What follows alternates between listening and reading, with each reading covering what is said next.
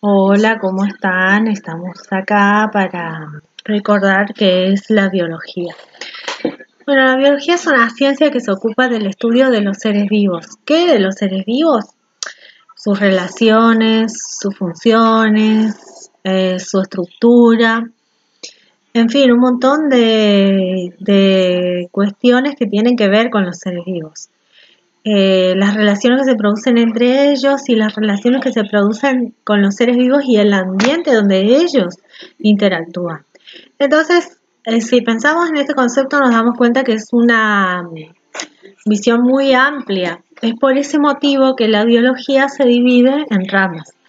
Bueno, es así que tenemos, por ejemplo, la microbiología, la virología, la bacteriología, la zoología, la entomología, la ornitología, la medicina, la antropología, la histología, la anatomía, la fisiología, la patología, la genética, la ecología. Bien, un sinfín de ramas que se ocupan de un conocimiento específico de la biología. ¿Sí? De un conocimiento específico que tenga que ver con los seres vivos. Bueno, ¿y qué es un ser vivo? Un ser vivo es un organismo que cumple una determinada cantidad de funciones y además está formado por una estructura que lo hace ser un ser vivo. Entre esas estructuras, las más importantes son que estamos formados por CHOM, es decir, carbono, hidrógeno, oxígeno y nitrógeno, y una pequeña cantidad de azufre y fósforo.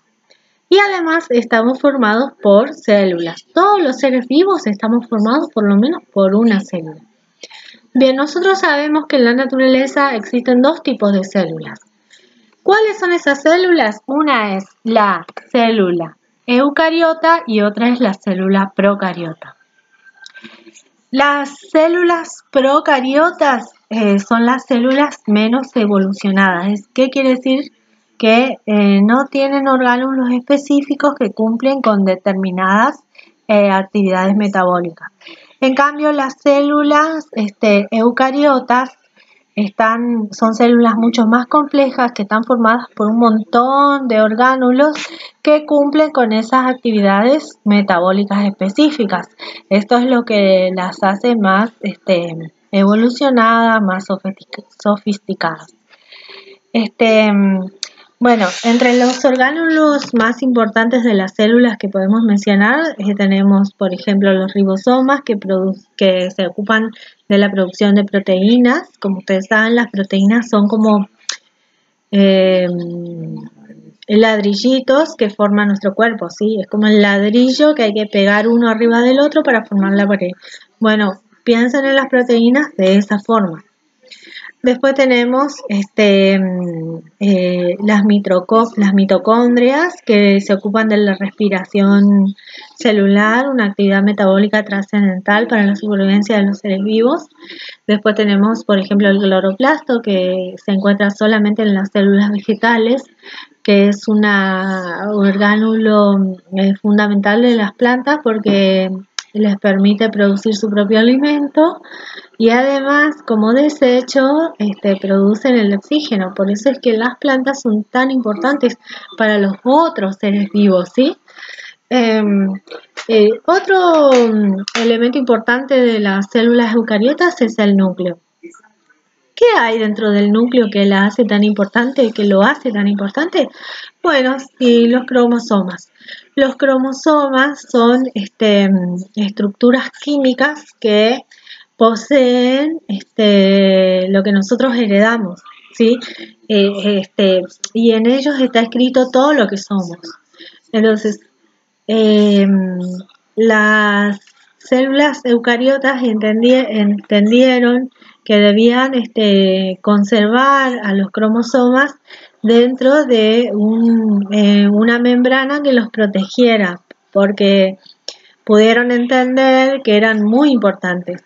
No así con las células eucariotas que poseen su único cromosoma, en el medio dentro del citoplasma, ¿sí? En el medio del citoplasma generalmente, ¿no? Entonces, Una de las características que nos hace ser vivos es la capacidad de reproducirnos, ¿no? Bueno, entonces las células eucariotas, al ser tan sencillas, se reproducen de manera sencilla, es decir, se dividen por la mitad, una actividad metabólica que se denomina bipartición binaria. Se dividen por la mitad y producen dos células hijas idénticas. No así la célula eucariota. La célula eucariota se reproduce por dos actividades metabólicas llamadas una mitosis y la otra meiosis. Nosotros sabemos que la meiosis se ocupa específicamente de la reproducción de las células sexuales o gaméticas y la mitosis se ocupa de la reproducción de las células somáticas. ¿Cuáles son las células somáticas? Son todas las otras células que forman nuestro cuerpo, ¿sí? Es decir, la célula del ojo, de la piel, del hígado, del estómago, en fin. Estas células pasan por 4 fases y al final de estas fases se producen dos células hijas idénticas a la célula madre, con la misma cantidad de cromosomas y cumplen exactamente la misma función. No así con las células sexuales o gaméticas, que en el caso del Homo sapiens, las células sexuales femeninas son el óvulo y las células sexuales masculinas son el espermatozoide. Estas se reproducen por meiosis, pasan por 8 fases y al final de esas fases producen 4 células hijas con diferente cantidad de cromosomas que la célula inicial y la mitad de esos cromosomas, ¿no?